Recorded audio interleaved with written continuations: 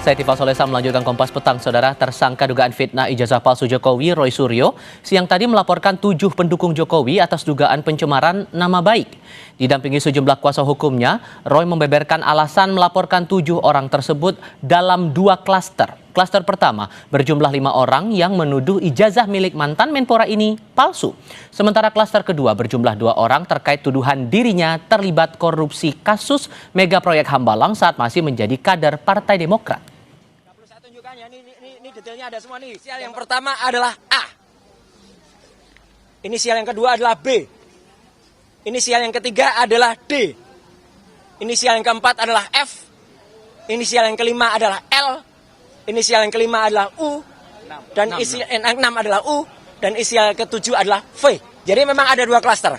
Klaster yang pertama saya dituduh berijazah palsu. Ya. Jadi ijazah saya dari S1 dari UGM ini dituduh palsu.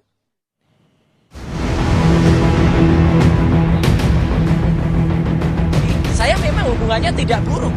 Saya hubungannya tetap baik.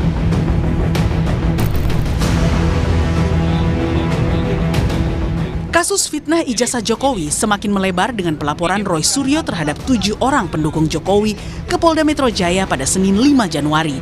Mirip dengan klaster penetapan tersangka, kuasa hukum Roy Abdul Ghafur Sangaji juga menjelaskan laporan Roy terbagi dalam 2 klaster, yakni tuduhan ijazah palsu milik Roy dan fitnah Roy terlibat korupsi Hambalang.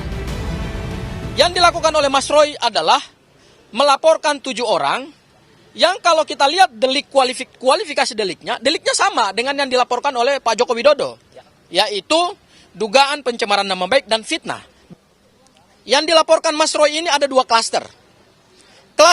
Klaster pertama adalah klaster di mana ada 5 terlapor yang diduga kuat telah melakukan pencemaran nama baik terkait dengan tuduhan dan fitnah bahwa ijazah Mas Roy adalah ijazah palsu. Seakan bersamaan, Partai Demokrat akhirnya melaporkan 4 akun media sosial yang menuduh SBY terlibat isu ijazah Jokowi ke Polda Metro Jaya Senin lalu. Laporan dilayangkan lewat Kepala Badan Hukum dan Pengamanan Partai Demokrat Muhajir atas dugaan tindak pidana penyebaran berita bohong. Adapun keempat akun media sosial yang dilaporkan, yakni kanal YouTube @agrifanani, Bang Boy, dan kajian online, serta TikTok Sudiro Wibudius MP. Dalam laporan tersebut, akun @agrifanani menampilkan cuplikan video yang bertuliskan anak emas SBY korupsi terbesar sepanjang sejarah RI. Isu adanya Demokrat di balik aksi Roy CS mengulik ijazah Jokowi disebabkan Roy Suryo tercatat pernah menjadi wakil ketua umum partai pimpinan SBY itu. Meski Roy berkali-kali tegaskan sudah lama keluar dari Partai Demokrat, ia mengaku masih menjalin hubungan yang baik dengan rekan-rekannya di Demokrat. Saya kader terbaik dari partai itu tahun 2016. Dan setelah itu saya justru 4 tahun berikutnya saya izin kepada ketua umum waktu itu untuk mengundurkan diri karena saya mau sekolah. Saya memang hubungannya tidak buruk. Saya hubungannya tetap baik. Dan justru karena hubungan baik itu, maka ketika saya dituduh kemudian melakukan korupsi di Hambalang, alhamdulillah justru nanti akan ada saksi yang sangat prinsipal yang mengetahui persis ketika kasus Hambalang itu beliau berada di KPK. Ayo maju, maju, ayo maju, maju, ayo maju. Sejak ditetapkan sebagai tersangka kasus ijazah Jokowi yang menyeret Roy CS, hingga kini belum juga dilimpahkan ke kejaksaan. Terakhir, Polda Metro Jaya menantang Roy CS untuk pra-peradilan jika masih keberatan soal bukti pendukung di balik penetapannya sebagai tersangka. Tim Liputan, Kompas TV. Tidak terima dituduh terlibat korupsi Hambalang dan miliki ijazah palsu, Roy Suryo melaporkan 7 pendukung Jokowi ke Mapolda Metro Jaya. Sementara Partai Demokrat juga melaporkan 4 akun yang menuju Susilo Bambang Yudhoyono ada di balik isu ijazah.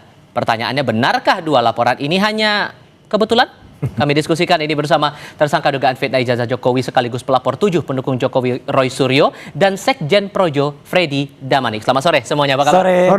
Sore. Terima kasih sudah datang ke studio Kompas TV kali ini. Di antara 2 klaster itu, Mas Roy, tudingan ijazah palsu, Anda memegang ijazah palsu, kemudian tudingan Anda terlibat korupsi Hambalang, mana yang paling fatal menurut Anda? Dua-duanya fatal. Dan ini kelihatan sekali kalau ada orkestrasi. Jadi mereka itu pada satu kurun waktu yang sama itu menggelorakan isu yang sama.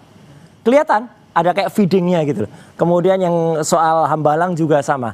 Tiba-tiba ya saya yang sama sekali tidak terkait Hambalang tiba-tiba dituduh Hambalang dan dibuat VT-nya, dibuat video tape-nya gitu. Jadi seolah-olah saya berada di sana, kunker di sana. Nah, yang soal ijazah ya orangnya sama, tuduhannya bisa sama. Tuduhannya sama-sama saya berijazah palsu S1, kemudian bahkan ada yang duduk S3-nya juga gitu.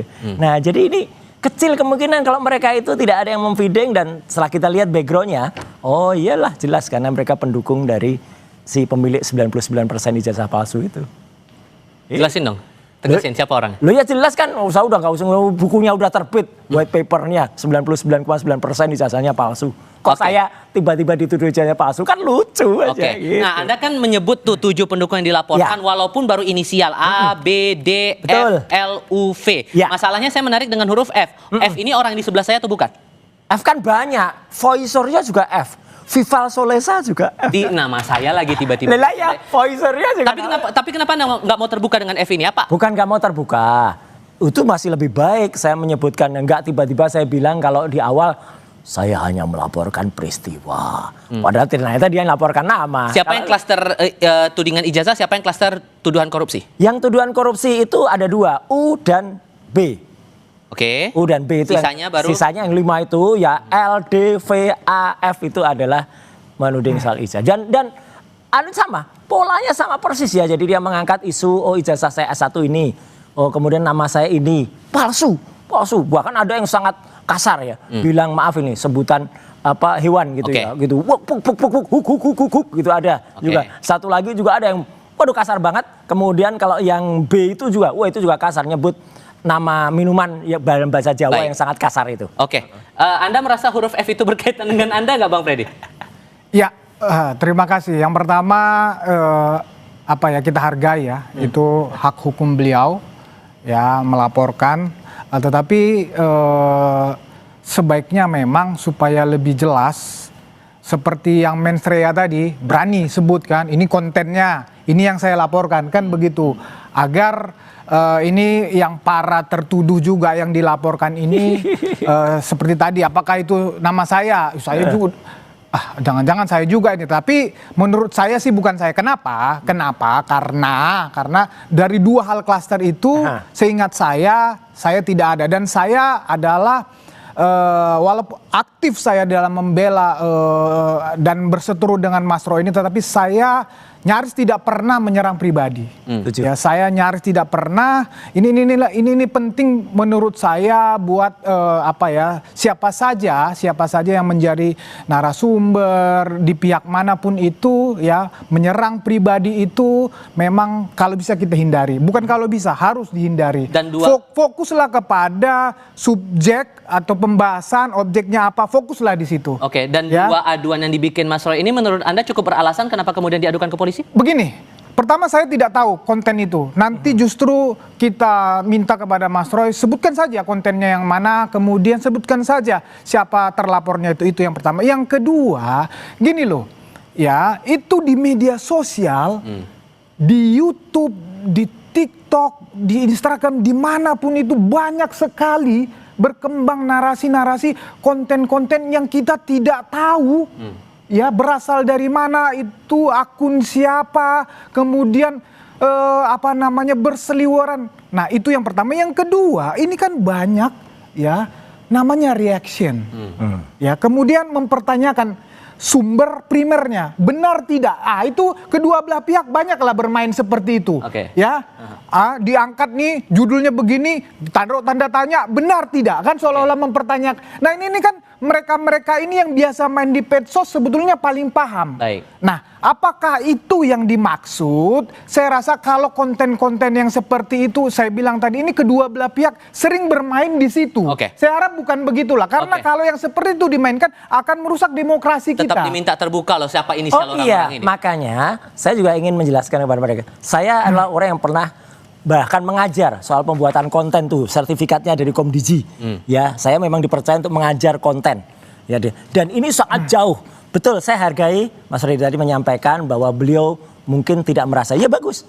Karena ada semalam di salah satu TV lain yang sudah merasa kayak cacing kepanasan, malah sudah pakai baju tahanan, pakai kaos tahanan gitu.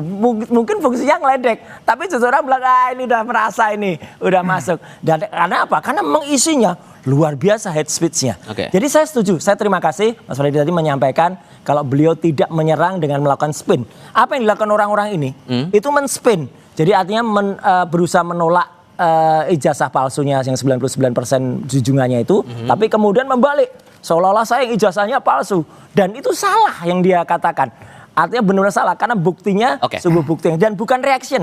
Saya tahu persis kalau dia reaksi itu kan mereaksi. Ini enggak, ini dan tanpa tanda tanya yang dia lakukan. Saya perlu penegasan begini, karena kalau membaca timelinenya Anda mengadukan ke Polda Metro Jaya, tapi nggak jauh dari Anda melaporkan ke Polda, Partai Demokrat mengatasnamakan Pak SBY juga mengadukan 4 akun media sosial menuding Pak SBY terlibat dalam ijazah palsu Jokowi. Ini ya itu terserah. Kebetulan atau gimana? Enggak, kalau itu terserah teman-teman Partai Demokrat. Kebetulan mungkin saja time frame-nya hampir sama. Tapi kan isunya beda yang diadukan oleh teman-teman di Partai Demokrat. Dan saya juga tidak tahu ya siapa yang melakukan disebutkan 4 itu. Kalaupun ada kesamaannya mungkin saja ada yang sama. Ya, tetapi kalau ada yang sama berarti memang orang itu ada 2 yang sama itu bermasalah orangnya. Tapi kemudian di circle Anda kan juga ada yang membantu seperti Pak Denny Indrayana, Pak Amir Samsudin yang juga pernah punya catatan di Partai Demokrat. Anda pernah punya catatan tidak hanya di Partai Demokrat. Karena apa teman-teman lain kayak Deddy Sitorus ya, kemudian teman Pak Ahmad Yani itu dari partai-partai kan juga membantu. Jangan hanya dilihat Partai Demokratnya. Enggak lah, saya juga udah lama, udah 6 tahun Mas, saya itu pamit baik-baik dari Partai Demokrat dan memang sudah tidak ada hubungan struktural lagi antara Partai Demokratnya. Tapi kalau hubungan pribadi, saya nggak mengelak. Loh, memang orang tuh hubungan pribadinya harus tetap bagus. Tapi sekali lagi, saya tetap mendukung juga apa yang dilakukan oleh Partai Demokrat. Tapi saya ini hanya menjalankan ya hak dan kewajiban pribadi saya ya selaku orang yang kemudian melihat tahun baru ada kitab undang-undang hukum pidana yang baru. Nah, ini yang kita lakukan. Melihat kasusnya Bung Roy ini, Bang Freddy, sampai sekarang kan belum dilimpahkan ke kejaksaan. Apakah Anda merasa bahwa ini sejalan dengan pernyataannya Pak Jokowi bahwa ini sebagai operasi politik, makanya dibiarkan berlarut-larut sampai sekarang juga belum masuk ke tahap sidang? Oh bukan, kami dari pendukung Jokowi, saya Sekjen Projo, tetap menghargai profesionalisme polisi dalam proses penyidikan di mana Mas Roy dan kawan-kawan menjadi tersangka. Ya, kami melihat ya ini mungkin dalam proses pemberkasan, walaupun sedang diajukan ahli saksi yang meringankan, kami melihat ini memang ini banyak sekali, kan udah disebutkan saksinya, buktinya ini banyak sekali, sehingga proses kalau nggak salah ini rangkap berapa ya? Saya waktu diperiksa tanda tangannya itu banyak sekali sampai lupa saya. Ya, jadi ini memang pemberkasannya ini banyak sekali dan membutuhkan waktu. Kalau dibilang ini operasi politik, makanya dibiarkan berlarut-larut? Di Polda Metro Jaya saya tidak percaya diintervensi oleh apapun. Saya percaya itu dalam proses penyidikan ini. Kalau diintervensi misalnya dari pihak Pak Jokowi, tentu kami punya kepentingan ini sudah lama ditahan. Contoh, ya misalnya kita karena ini lama kita kemudian sampaikan bahwa ada intervensi untuk menahan perkara ini. Saya pribadi tidak percaya itu. Yang saya lihat memang ini proses profesionalisme, memang sedang proses pemberkasan. Dan Anda yakin bahwa ini akan langsung dilimpahkan ke kejaksaan? Saya percaya, saya yakin pada saatnya ini akan disidangkan, dilimpahkan dan disidangkan, dan Mas Roy dan kawan-kawan akan masuk penjara. Singkatnya, jadi Anda siap apa menghadapi nanti? Oh siap, dan inilah kita bisa menguji equality before the law atau tidak. Ketika Jokowi mengadukan kami pada tanggal 30 April waktu itu dan langsung terbit ya SPDB-nya langsung kemudian terbit penyelidikannya langsung terbit, langsung di BAP. Itu kan beda banget dengan yang misalnya ada teman saya Michael Sinaga yang sudah lapor semenjak 2 bulan yang lalu. Baru kemarin di BAP. Saya baru terbit LP-nya. Meskipun ya alhamdulillah LP itu langsung terbit ya, tidak kemudian kami ditolak ya. Dan LP-nya jelas ini kemarin ketika hasil konseling kami langsung pasalnya pasal 433 ayat 2 dan 434 ayat 1. Teman-teman di kepolisian lah, di SPKT lah yang kemudian ini lebih telak Pak, karena itu kata-katanya ada ini tuduhan kepada Pak Roy begini, ini tuduhan kepada masuk aja udah kalau itu. Jadi clear. Jadi makanya kita tunggu Polda objektif tidak benar-benar bisa tajam ke atas dan ke bawah atau hanya tajam ke bawah tumpul ke atas. Saya harus menanyakan lagi masalah operasi politik itu dengan tahapan sampai sekarang masih seperti ini, belum sampai ke kejaksaan. Membaca pernyataan Pak Jokowi bilang operasi politik sampai di tahap ini, kemana arahnya kemudian kalau Gini loh, operasi politik ini saya sering menyampaikan bahwa memang ini dari awal kasus ini selalu dua memang dimensinya, hukum dan politik.